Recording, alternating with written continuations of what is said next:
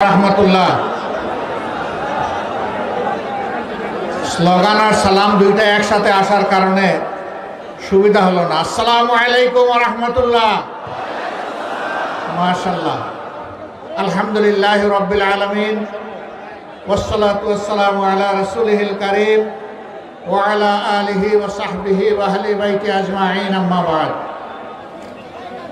বাংলাদেশ জামাত ইসলামী ঐতিহ্যবাহী নাটোর জেলা শাখা আয়োজিত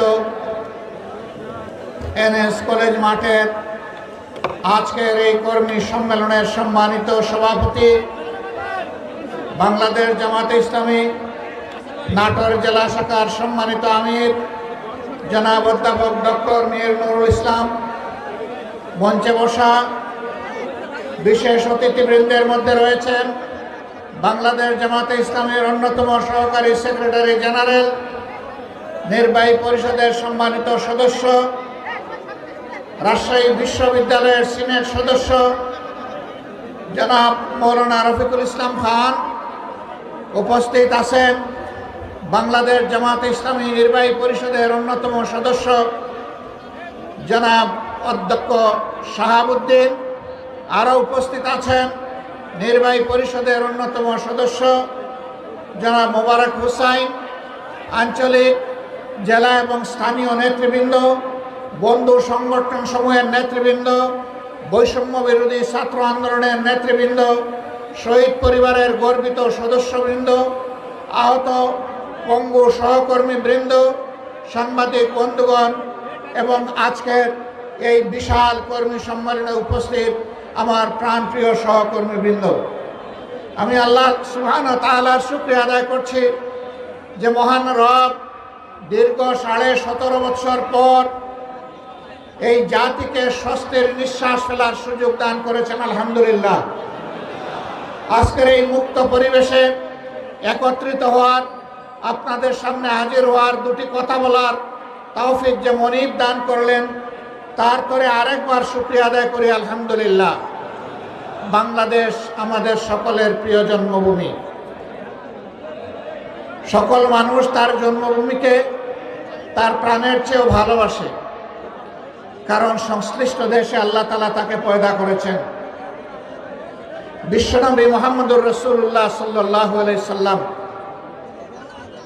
মক্কাতেই তার জন্ম হয়েছিল। জীবনে দুবার তিনি বড় কেঁদেছেন। একবার মক্কার লোকেরা যখন রাসূল করিম সাল্লাল্লাহু আলাইহি সাল্লামকে হত্যা করার ফয়সালা চূড়ান্ত করল, আল্লাহ তাআলার নির্দেশে মুহাম্মদুর রাসূলুল্লাহ সাল্লাল্লাহু আলাইহি ওয়াসাল্লাম মক্কা মুকাররমা থেকে মদিনাতুল মুনাওয়ারায় যেদিন হিজরত করছিলেন, এই বন্ধুগণ, আপনারা এই দাবি তুললে হবে না। এই যে মিডিয়ার ভাইয়েরা আছে, এটা তাদের পেশাগত দায়িত্ব, এই দায়িত্ব তাদেরকে পালন করতে দিতে হবে। সুতরাং আপনাদেরকে ইন্নাল্লাহা মা'আস সাবিরিনের কাতারে থাকতে হবে।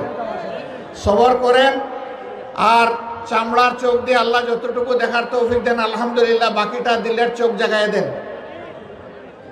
আমার সম্মানিত বন্ধুগণ, বলছিলাম রাসূল করিম সাল্লাল্লাহু আলাইহি ওয়াসাল্লাম মক্কা মুকাররমা থেকে মদিনাতুল মুনাওয়ারায় হিজরত করছেন।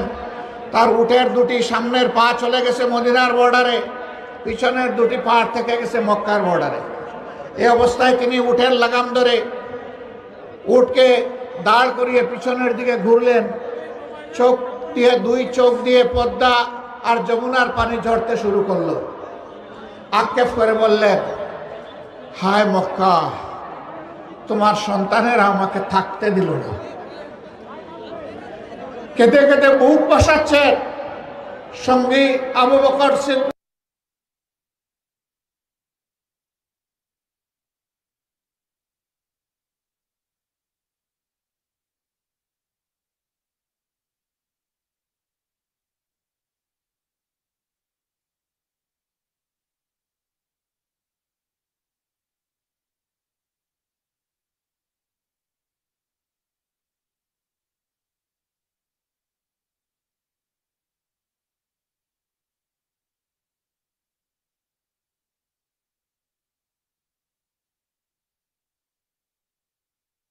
রাদিয়াল্লাহু তাআলা আনহু জড়িয়ে ধরে বললেন, হে আল্লাহ, আল্লাহ রসুল বিনয়ের সাথে কাঁদতে শুরু করলেন। তার মাথা নুয়ে গেল, তার তুপনি উটের কুবজের উপর লেগে গেল, দাড়ি সব ভিজে গেল। কেঁদে কেঁদে আল্লাহ শুকরিয়া আদায় করলেন, হে আল্লাহ, এই মাটি থেকেই আমাকে তাড়িয়ে দেওয়া হয়েছিল, আর সম্মানের সাথে, নিরাপত্তার সাথে, সেই সাথে দ্বীন ইসলামকে বিজয়ী করে আজকে এই মাটিতে তুমি আমাকে ফিরিয়ে এনেছ। তিনি তো রহমতুল্লিল আলামিন, তার অন্তরে তো সমস্ত সৃষ্টির জন্য আল্লাহ তাআলা রহমত ঢেলে দিয়েছিলেন, কিন্তু জন্মস্থান তারও নাড়ি ধরে টান দিয়েছে। এই জন্মস্থানের মায়ায় তারও চোখ দিয়ে পানি টপ টপ করে পড়েছে। আমরা সবাই আমাদের দেশকে ভালোবাসি, এদেশের মানুষকে ভালোবাসি, আল্লাহর সৃষ্টি এই জমিনের উপর যা আছে সব কিছুকে ভালোবাসি। আমাদের দুর্ভাগ্য, স্বাধীনতার 23টি বছর এক এক করে চলে গেল। এ জাতির মানুষেরা এই জমিনের উপরে সৃষ্টিকে ভালোবাসলেও দফায় দফায় ক্ষমতায় যারা এসেছেন, জনগণের আমানতের খেয়ানত তারা করেছে। এই আমানতের মর্যাদা তারা রক্ষা করেননি। সেবকের কথা বলে ক্ষমতায় এসে তারা মালিক হয়ে বসেছিলেন। কম বেশি সবাই এই জাতিকে কষ্ট দিয়েছেন, জুলুম করেছে। সবচাইতে বেশি কষ্ট দিয়েছে গত 15.5 বছরের ফ্যাসিস্ট সরকার। তারা সবার গায়ে হাত দিয়েছে। আমাদের সেনাবাহিনী দিয়ে শুরু করেছে, আর আমাদের বুকের সন্তান যুবক যুবতীদেরকে দিয়ে শেষ করেছে। হ্যাঁ, ক্ষমতায় আসার আগে 2006 সালের 28 অক্টোবর লগি বইটার তাণ্ডব চালিয়ে স্পষ্ট দিবালোকে নিরীহ মানুষগুলাকে হত্যা করে, ইমানদার মানুষগুলাকে হত্যা করে তাদের নিথর দেহের উপর দাঁড়িয়ে তারা নেচেছিল। তাদের রুচি কত নিম্ন পর্যায়ে এখান থেকে অনুমান করা যায়। এরপরে ক্ষমতায় আসার পর একটার পর একটা হত্যাকাণ্ড তারা সংগঠিত করেছে। সর্বশেষ 2024 সালের 5 আগস্ট, যেদিন তারা ক্ষমতা ছেড়ে দিশাহারা হয়ে পালালো, সেই দিন পর্যন্ত তারা গণহত্যা চালিয়ে হাজার হাজার মানুষকে খুন করেছে।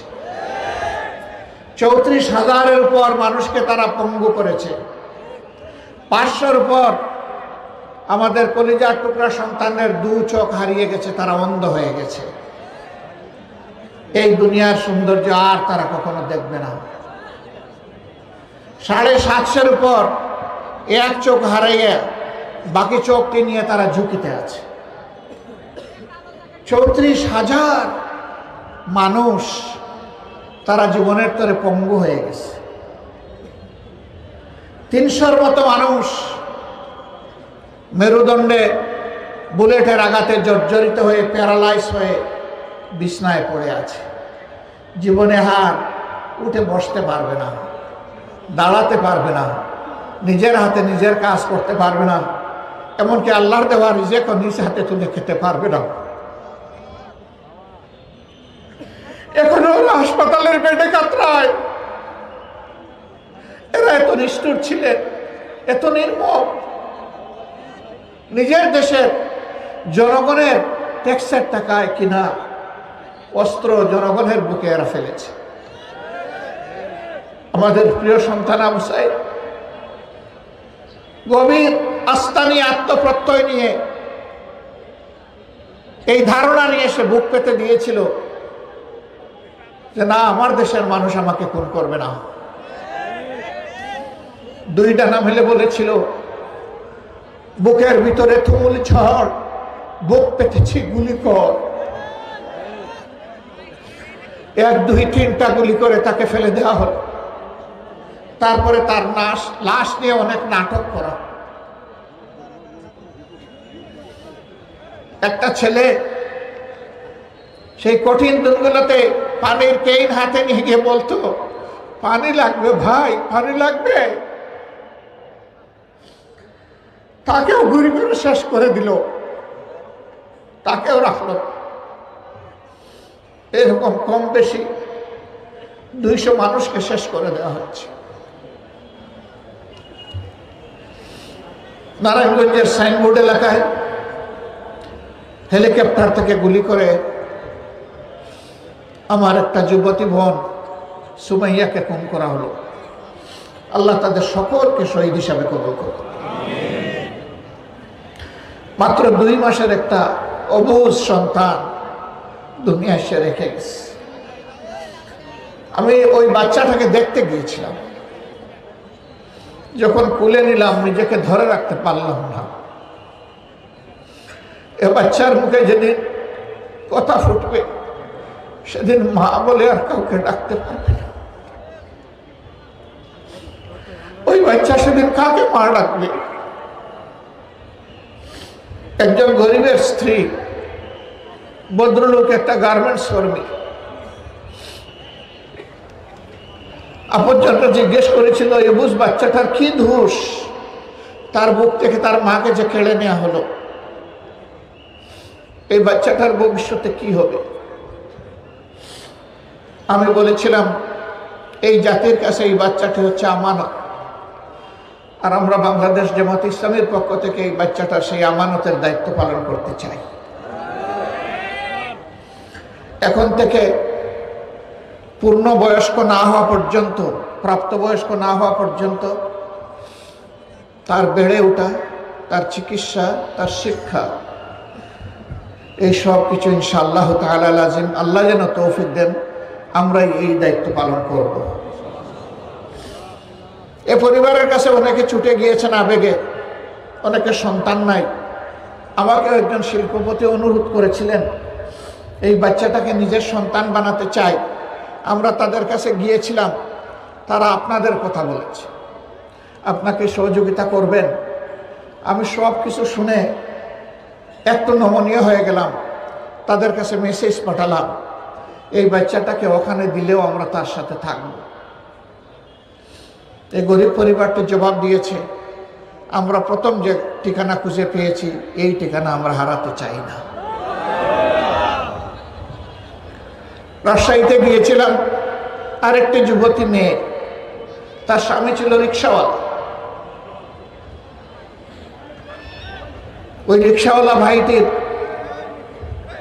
তার মা, তার স্ত্রী, তার 2 ভাই তারা সামনে আসলেন, কষ্ট ভরা বুক নিয়ে কথা বললেন।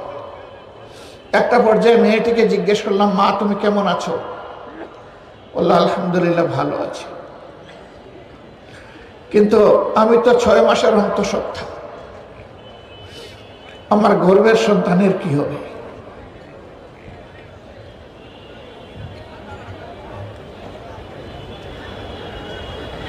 মেয়েটিকে বলেছিলাম তোমাকে মা যখন ডেকেছি তখন গর্ভের সন্তান ওই জাতির সম্পদ এবং আমাদের, এরও দায়িত্ব আল্লাহর উপর ভরসা করে আমরা নিলাম এবং সারা পরিবারের দায়িত্ব নিলাম।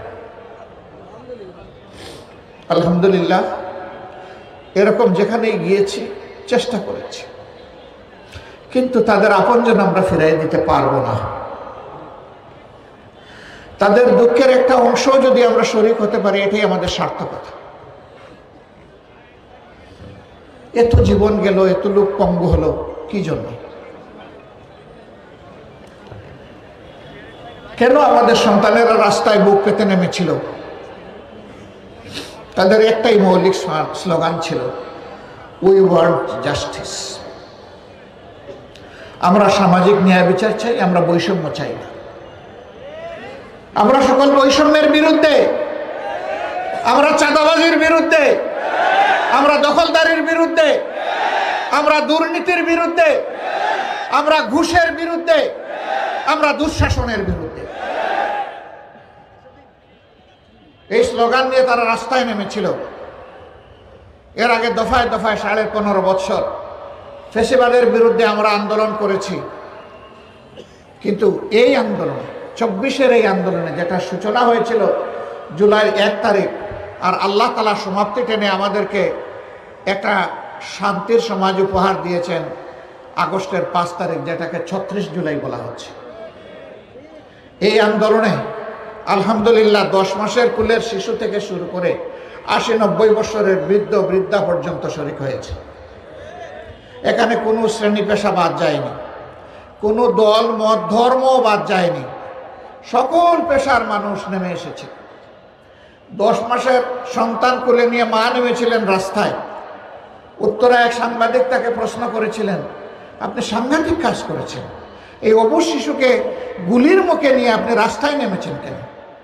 এই মা জবাব দিয়েছিলেন, সন্তান আমার একটা নয়, আজকে বাংলার রাজপথে যে কয়টা যুবক যুবতী নেমেছে সবগুলো আমার সন্তান। ওই সন্তানদের সাথে সংহতি প্রকাশ করার জন্য, একাত্মতা ঘোষণা করার জন্য আমার এই কুলের সন্তান নিয়ে আমি রাস্তায় এসেছি। আবার সাংবাদিক প্রশ্ন করলেন, একটা গুলি এসে আপনার কিংবা আপনার সন্তানের জীবন শেষ করে দিতে পারে, আপনাকে কি আমরা অনুরোধ করতে পারি, আপনার সংহতি প্রকাশ হয়েছে, আপনি চলে যান? তিনি বলেছিলেন, আমার একটা সন্তানও রাস্তা থাকা অবস্থায় আমি রাস্তা ছেড়ে চলে যাব না। যদি আপনাকে খুন করা হয়, আপনার সন্তানকে খুন করা হয়, আমরা দুইজনই শহীদের মিছিলে সামিল হয়ে যাব। কেন? এরা 18 কোটি মানুষের উপর জুলুম করেছিল, এই জন্যে সমস্ত জনগণ এই আন্দোলনে সম্পৃক্ত হয়ে গিয়েছিল। স্বৈরাচার তখন বুঝতে পেরেছিল তাদের রিজেক্ট শেষ। বঙ্গভবনে কিন্তু খাবার রান্না করা ছিল, কিন্তু সেই রান্না কিন্তু মুখে উঠে নাই। কুলিল্লাহুম্মা মালিকাল মুলকি তুতিল মুলকা মান তাশা ওয়া তানজিউল মুলকা মিম্মান তাশা ওয়া তুইজ্জু মান তাশা ওয়া তুযিল্লু মান তাশা বিয়াদিকাল খায়র ইন্নাকা আলা কুল্লি শাইইন কাদির। আল্লাহু আকবার। সেই মহান সত্তা আল্লাহ, যিনি সকল কিছুর উপর ক্ষমতাবান, ক্ষমতা দেওয়ার মালিক, কেড়ে নেওয়ার মালিকও তিনি, ইজ্জত দেন তিনি, আবার বেইজ্জত করেন তিনি। তারা যখন ক্ষমতায় ছিলেন, আহারে এদেশের শ্রেষ্ঠ সন্তান আলিম উলামাকে তারা কত বেইজ্জত করেছে। পায়ে বেড়ি দিয়ে, হাতে হ্যান্ডকাপ দিয়ে এই জেল থেকে ওই জেলে, জেল থেকে কোর্টে তারা টানাটানি করেছে, তাদেরকে খুন করেছেন, গুম করেছেন। দেশপ্রেমিক বিভিন্ন দলের মানুষকে তারা খুন গুম করেছেন, সাধারণ মানুষকে খুন গুম করেছেন। শেষ পর্যন্ত আমাদের যুবক যুবতী কলিজার টুকরা সন্তানদেরকে হাতুড়ি বাহিনী পাঠিয়ে গুলি চালিয়ে তারা খুন করেছে। আমাদের মেয়েদেরকে তারা ছাড় দেয়নি। তারা আবার ফিরে আসবে। কেউ কেউ বলেন আগামী নির্বাচনে তারা অংশগ্রহণ করতে পারবে কিনা। নির্বাচন কার জন্য? নির্বাচন তাদের জন্য যারা মানুষকে সম্মান করে, নির্বাচন তাদের জন্য যারা দেশবাসীকে ভালোবাসে, নির্বাচন তাদের জন্য যাদের কাছে দেশের প্রতি ইঞ্চি জমি আমানত। এ বিশ্বাস আস্থা যাদের নয়, নির্বাচন তাদের কপালে নয়। এরা তিনটি নির্বাচন অবৈধভাবে ক্ষমতায় থাকার সময় কি তাণ্ডব চালিয়েছে, আমরা কি ভুলে গিয়েছি? যারা নির্বাচনেই বিশ্বাস করে না, তাদের আবার কিসের নির্বাচন? আগামীতে আমরা চাই জরুরি, অতি জরুরি সংস্কারগুলো সাধন করে বর্তমান সরকার একটা সুষ্ঠু নির্বাচন দিয়ে তারা যার যার জায়গায় চলে যায়। এই নির্বাচনে জনগণ যাকে ভালোবাসবে, যার উপরে আস্থা রাখতে পারবে, যাদেরকে দেশের দায়িত্বটা দিলে তারা দেশের মানুষকে সম্মান করবেন, ভালোবাসবেন। দেশের মানুষের আমানত শ্বশুর বাড়ির নিয়ামত মনে করবেন না। প্রতিটি আমানতের পাই পাই হিসাব রাখবেন। চুরি করে দেশের সম্পদ বিদেশে পাচার করবেন না, যেমনটি গত 15.5 বছরে করা হয়েছে। বিভিন্ন সংস্থার হিসাব অনুযায়ী বিদেশে পাচারকৃত অর্থের পরিমাণ হচ্ছে 26 লক্ষ কোটি টাকা, বাংলাদেশের বার্ষিক বাজেটের 5 গুণ। এই টাকা কারা চুরি করেছে? যারা ক্ষমতায় আসার পরে সবাইকে চোর বলতো। তারা কেন চোর বলতো? আমাদের ওইদিকে একটা কথা আছে, চোরের মার বলো বলা। আপনাদের এইদিকে এটা নাই, এই দিকেও আছে। তাইলে চোরের মা যে তার গলাটা বড়ই হয়। সব জায়গায় গরু চুরি হয়, মাঝে মাঝে হয় না? আমাদের ওইদিকে একবার গরু চুরি হয়েছে।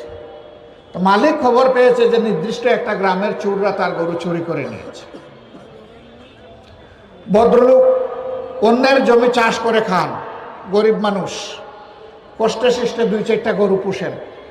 তিনি খবর পেয়ে ওই চোরের বাড়িতে গেলেন, তার মাকে পায়ে ধরে বললেন, আপনি আমার মায়ের মতো, আমি গরিব মানুষ, এই 2টা বলদের উসিলায় আমার পরিবার চলে, আমি দাঁড় দেনা করে কিছু অল্প জিনিস নিয়ে এসেছি হাতে করে, আপনি যদি একটু আপনার সন্তানকে বলে আমার 2টা বলদ দিয়ে দেন। ওই মা বলল, বাবা আজকে তো আমার মা ডাকতেছ, আমার সন্তানকে যদি হাতে নাতে ধরতা তুমি কি 2টা কিল কম দিতা? হিসাব করে তো সবগুলাই বসাইয়া দিতা ওর উপর, এমনকি অনেক জায়গায় তো পিঠে মেরেই ফেলে। সাবধান, তুমি এমন কথা আমাকে বলো না। এইটাই হইল চোরের মার বড় গলা। যারা এই কাম করেছে, আকাম কুকাম করে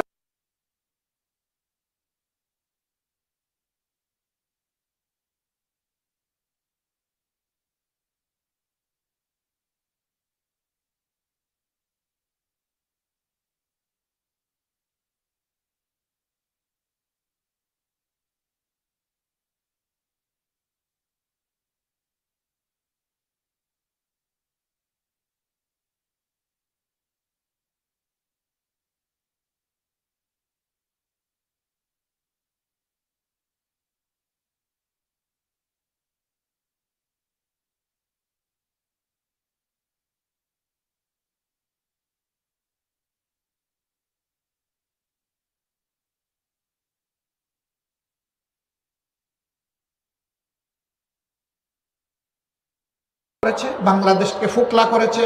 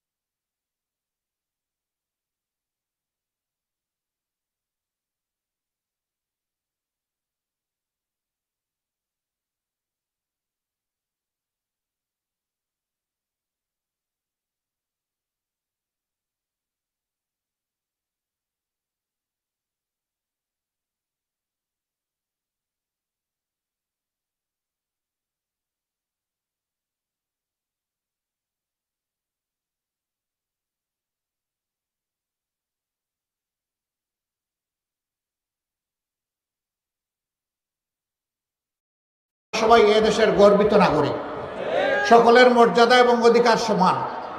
আমরা আর মাইনরিটি মেজরিটি এই শব্দই শুনতে চাই না। এখন বিভিন্ন ধর্মীয় সম্প্রদায়ের লোকেরাও বলেছেন এই কথাগুলো বলে বলেই আমাদেরকে শোষণ করা হয়েছে, আমরাও চাই না। আমরা এখন সবাই এক, নারী পুরুষ নির্বিশেষে এই দেশকে আমরা গড়ে তুলব ইনশাআল্লাহ। জামাতের ব্যাপারে অপবাদ চড়ায় যে জামাতে ইসলামী ক্ষমতায় গেলে বা ইসলামী দলগুলা ক্ষমতায় গেলে, কোরআনের শাসন কায়েম হলে মহিলাদেরকে ঘর থেকে বের হতে দেওয়া হবে না।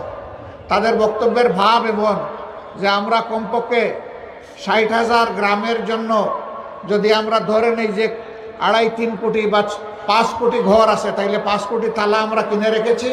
যেদিন এই দলগুলা ক্ষমতায় যাবে, পুরুষদেরকে বাইরে এনে মহিলাদেরকে তালা মেরে ঘরে রেখে দেওয়া হবে। হাবভাবটা এইরকম। আমাদের ঘরে মা বোন নাই, আমাদের মা বোনেরা লেখাপড়া করে না, তারা রাষ্ট্রের পেশাগত দায়িত্ব পালন করে না। আলহামদুলিল্লাহ সেই সমাজেও গর্বের সাথে নিরাপত্তার সাথে তারা দায়িত্ব পালন করবেন ইনশাআল্লাহ। হ্যাঁ, ঘর থেকে এখন মেয়েরা বের হলে মা বাপের বুক দুরু দুরু কাঁপে। সেই দিন কোনো জালিমের চোখ আমার একটা মেয়ের দিকেও তুলে তাকানোর চেষ্টা করবে না। আমরা আশা করি রাষ্ট্র তার ওই জালিম চোখ উপড়ে ফেলবে ওই রকম যদি তাকায়। সানা থেকে হাজারা মাউত, আল্লাহ রসুল যে গ্যারান্টি দিয়েছিলেন মহিলাদের জন্য নিরাপত্তার, কোরআনের শাসন যেখানেই কায়েম হবে সেই নিরাপত্তা সেখানেই নিশ্চিত হবে ইনশাআল্লাহ। এই মাটি কোন ধর্মের এটা বড় কথা না, তিনি একজন মা, এটাই তার পরিচয়, এটাই তার গর্বের সাইনবোর্ড, এটাই তার পোস্টার। এটা নিয়েই তিনি নিরাপদে সমাজে ঘরে থাকবেন, বাইরে বের হবেন, কর্মস্থলে দায়িত্ব পালন করবেন। আমরা আমাদের সন্তানদেরকে যে শিক্ষা দেব, এই শিক্ষা এমন শিক্ষা হবে না যে এই শিক্ষা শেষে এক টুকরা বেহুদা কাগজ নিয়ে বের হয়ে আজকে এই অফিস, কালকে ওই অফিস, আজকে খালুর দরবারে, কালকে মামার দরবারে ঘোরাঘুরি করবে, একটা কাঙ্ক্ষিত চাকরি তার কপালে জুটবে না। এমন শিক্ষা আমরা চাই না। সেই শিক্ষা হাতে নিয়ে তারা বের হবে, যেই শিক্ষায় থাকবে মমত্ববোধ, দেশাত্মবোধ, মানুষের প্রতি প্রেম, ভালোবাসা, শ্রদ্ধা। যেই শিক্ষা মানুষকে মানুষ হতে শিখাবে এবং দুনিয়ার উন্নত বিজ্ঞান, প্রযুক্তি, হিকমা তার হৃদয়ের গভীরে স্থান পাবে, সেই উন্নত শিক্ষা হাতে নিয়ে বের হওয়ার আগেই তার হাতে কাজ, উপযুক্ত কাজ পৌঁছে যাবে ইনশাআল্লাহ। আমরা যুবকদের হাতকে দেশ গড়ার কারিগরের হাতে পরিণত করব ইনশাআল্লাহ। সেই দিনের অপেক্ষায় আমরা আছি। প্রিয় দেশবাসী, এই দায়িত্ব পালন করার জন্য বাংলাদেশ জামাতে ইসলামের কর্মীরা আজকে আপনাদের পাশে দাঁড়িয়ে প্রস্তুত। আমাদের লক্ষ লক্ষ কর্মী আজকে আওয়াজ তুলে বলছে, জীবন দেব কিন্তু দেশের স্বাধীনতা, সার্বভৌমত্ব কোথাও বিক্রি হতে আর দেব না। আমরা বিদেশে বন্ধু চাই, কোনো প্রভু চাই না। আমরা সমমর্যাদার ভিত্তিতে সকলের সাথে বৈদেশিক সম্পর্ক রক্ষা করব। কারো লাল চোখের দিকে আর আমরা তাকাবো না, এবং আমাদের দিকে কেউ লাল চোখ তুলে তাকাক সেইটাও আমরা বরদাস্ত করব না। আমরা পিণ্ডির হাত থেকে মুক্ত হয়েছি অন্য কোনো জায়গায় বন্দী হওয়ার জন্য নয়, বরঞ্চ সত্যিকারের একটা স্বাধীন দেশের নাগরিক হওয়ার জন্য। বাংলাদেশ জামাতে ইসলামী সেই বৈষম্যহীন মানবিক সাম্যের বাংলাদেশ গড়তে চায়। এটাকে আপনারা সবাই চান? বুঝে শুনে বলতেছেন চান? মনে রাখবেন, এটা এমনি এমনি আসবে না, তার জন্য আরো অনেক লড়াই করতে হবে। এই জন্য আমাদের সন্তানেরা যথার্থ স্লোগান দিচ্ছে, আবু সাইদ মুক্ত, শেষ হয়নি যুদ্ধ। মুগ্ধ এবং আবু সাইদের রক্তকে স্মরণ করে, জীবনকে স্মরণ করে, শাহাদতকে স্মরণ করে তারা যে স্লোগান দিচ্ছে, এটাই যথার্থ স্লোগান। ইনশাআল্লাহ আমাদের এই স্লোগান সেদিনই মুক্তি পাবে, বন্ধ হবে, যেদিন বাংলাদেশের বুকে ওনাবিল ইনসাফ, ন্যায় বিচার কায়েম হবে। আমরা সেই দিনটির জন্য প্রস্তুতি নিচ্ছি। এই লড়াইয়ে আমরা আপনাদেরকে কয়েকটা জিনিসের জন্য আবদার জানাবো আপনাদের মাধ্যমে সারা দেশবাসীকে। এই কাজ যদি আপনাদের পছন্দ হয়, ভালো লাগে, ভালোবাসেন, এমন একটি বাংলাদেশ যদি চান, তাহলে আপনাদের ভালোবাসা আমরা চাই, আমরা আপনাদের দোয়া চাই, আপনাদের পরামর্শ চাই, আপনাদের কাছ থেকে ইতিবাচক সমালোচনাও চাই, এবং এই কাজে আমরা আপনাদেরকে পাশে চাই, এই কাজে আপনাদেরকে আমরা সাথে চাই। আমরা আবারও বলছি, আমরা বিভেদ নয়, ঐক্য চাই। আমরা ঐক্যবদ্ধ একটা জাতি নিয়ে সামনে আগাতে চাই। ইনশাআল্লাহ আগামী দিনে বাংলাদেশ জাতি বিশ্বের দরবারে মাথা উঁচু করে দাঁড়াবে ইনশাআল্লাহ, এবং কোনো ষড়যন্ত্র বাংলাদেশে বাস্তবায়ন হতে দেওয়া হবে না। আজকে জুমার দিন, আমরা সকলেই মসজিদে যাব, এই জন্য আমি কথা আর লম্বা করছি না। আপনারা কষ্ট করে আমাদের কথা শোনার জন্য সকলে এখানে সমবেত হয়েছেন, এর কোনো জাযা আমাদের হাতে নেই। মহান রবের দরবারে দোয়া করি আল্লাহ আপনাদেরকে অফুরন্ত জাযা দান করুন। আল্লাহ তাআলা এই নাটোরবাসীর উপর রহম করুন। আপনাদের নেতা দায়িত্বশীল বলেছেন গুরুত্বপূর্ণ একটি জেলা হওয়া সত্ত্বেও এখানে মেডিকেল কলেজ নাই। আমি মনে করি এখানে বোধহয় কোনো ইঞ্জিনিয়ারিং ইউনিভার্সিটিও নাই, এখানে কোনো পাবলিক ইউনিভার্সিটি নাই, এখানে কোনো ইঞ্জিনিয়ারিং কলেজ নাই, মেডিকেল কলেজ নাই। আগেই বলেছেন কেন নাটোর জেলা কি কোনো অপরাধ করেছে? বহু জেলায় একাধিক প্রতিষ্ঠান থাকলে নাটোর জেলায় এর একটাও কি পাওয়ার কোনো অধিকার রাখে না? আমরা বর্তমান সরকারের কাছে বলতে চাই যে আপনারা কমপক্ষে একটা দিয়ে শুভ সূচনা করেন। অগ্রাধিকার ব্যাপারে কমপক্ষে একটা দিন, একটা দিয়ে সূচনা হোক। পর্যায়ক্রমে সকল জায়গায় যেন সুষম উন্নয়ন হয় এবং উন্নয়নের সুফল যেন সকল এলাকা সমানভাবে পায়। নাটোর যেন আর বঞ্চিত না থাকে। আমরা কথা দিচ্ছি আল্লাহ যদি এই দেশবাসীর দায়িত্ব আমাদের হাতে দেন, ইনশাল্লাহ আপনাদের আর কোনো দাবি তুলতে হবে না। দাবি তো আমি আপনাদের পক্ষে তুলে গেলাম। এটা আমাদের দায়িত্ব হবে আপনাদের এই অধিকার আপনাদের হাতে তুলে দেওয়া। আর যদি অন্য কারো হাতে দেশের দায়িত্ব যায় এবং দেখি যে এই দাবি বাস্তবায়ন হয়নি, তাহলে আপনারা যে আওয়াজ তুলবেন সেই আওয়াজের হাতে আপনাদের হাতের হাতে আমাদেরও হাত উঠবে, আওয়াজও চলবে ইনশাআল্লাহ। আমরা আপনাদের সাথে থেকে অধিকার আদায়ের জন্য লড়াইয়ে অংশগ্রহণ করব ইনশাআল্লাহ। আল্লাহ আপনাদের সকলকে কল্যাণ দান করুন, আপনাদেরকে সুস্বাস্থ্য দান করুন। নাটোরবাসীর উপর আল্লাহ তাআলা রহম করুন, দেশের উপর আল্লাহ শান্তির ফয়সালা নাজিল করুন। আল্লাহ হাফিজ। বাংলাদেশ জিন্দাবাদ, বাংলাদেশ জামাতে ইসলামী জিন্দাবাদ। আসসালামু আলাইকুম ওয়া রাহমাতুল্লাহ। বড় একটা মসজিদ আর যেখানে আপনারা যেখানে ফয়সালা করেছেন ওখানে মসজিদে সবাই চারটা হাত পা